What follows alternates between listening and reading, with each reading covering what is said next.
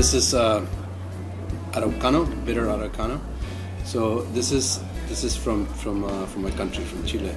It's it's a bitter liqueur digestif that it's made from 27 different herbs and spices, secret spices from Patagonia.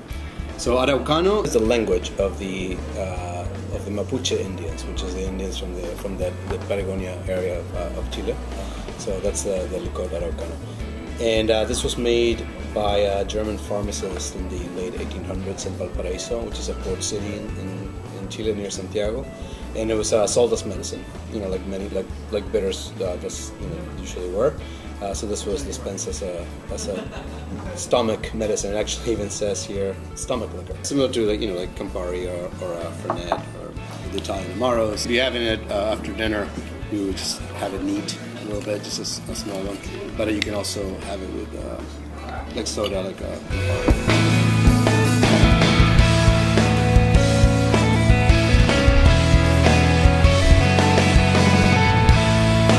I think it's too early to tell. I'm going to give reviewers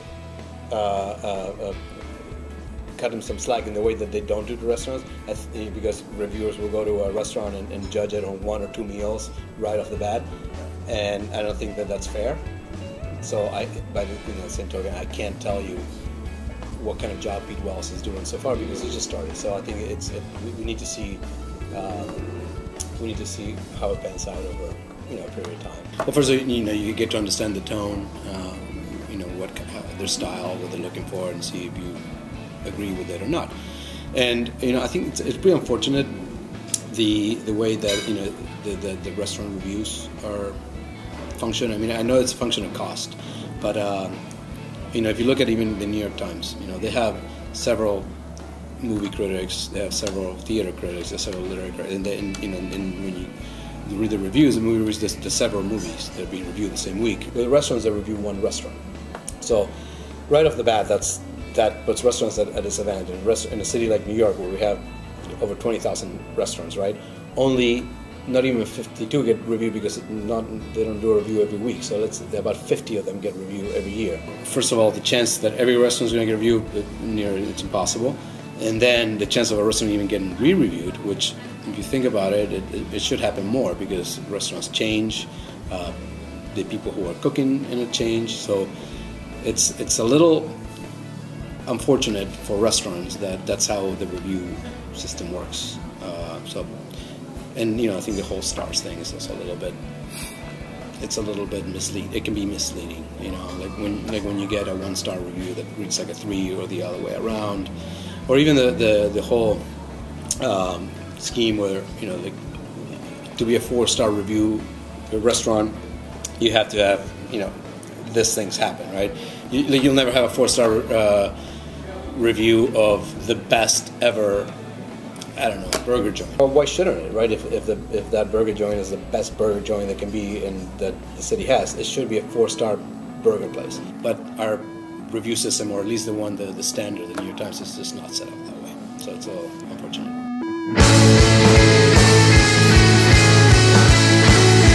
What else about Michelin? I think Michelin just started here. I think Michelin is even weirder because like a restaurant like Kraft.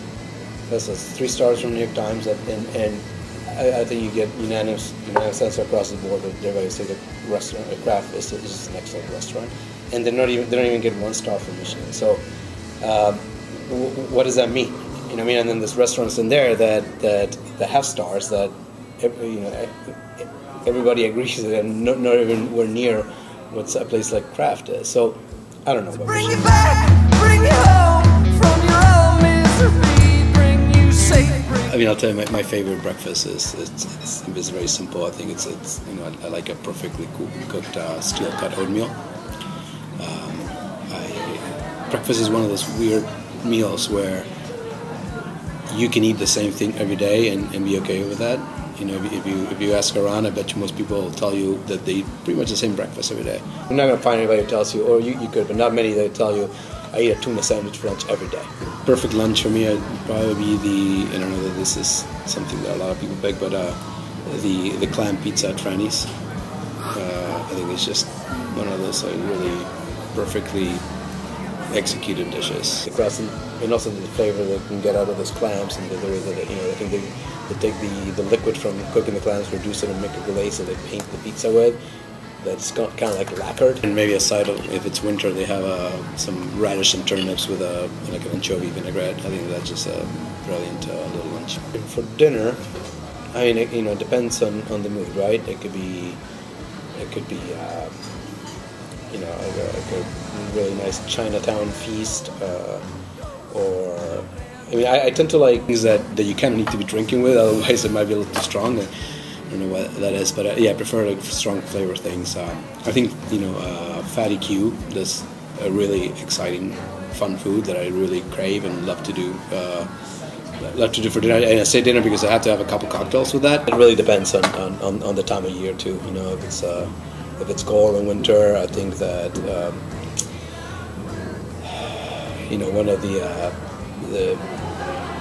great pasta dish. I think Marco Canora at Hearth. I think he does like really great food that is especially good in winter.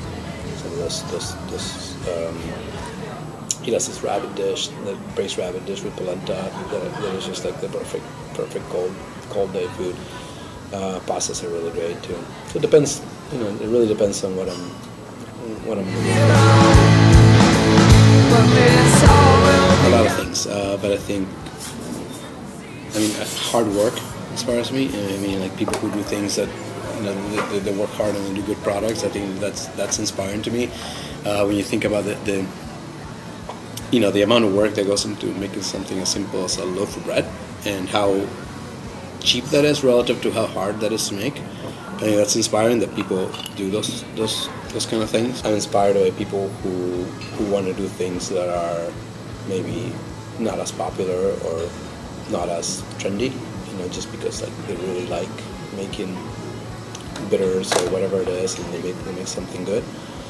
And I'm inspired by the people I work with more than anything. One of my styles or ways of going about what I do is I like to work in a very collaborative environment. I think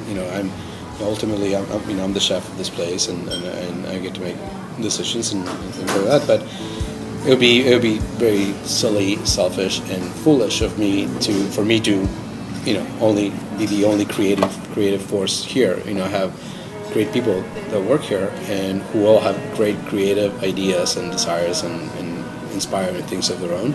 So allowing the team to work on those things and put them on the menu and just be excited about what we do. I think that's inspiring to me. I get to be the editor. I make a decision at the end of the day, which is great. But I truly believe that it's in order to do something really great, you have to draw from every source of strength, creativity, and inspiration that's at your disposal. That's usually more than one person. Where did you get the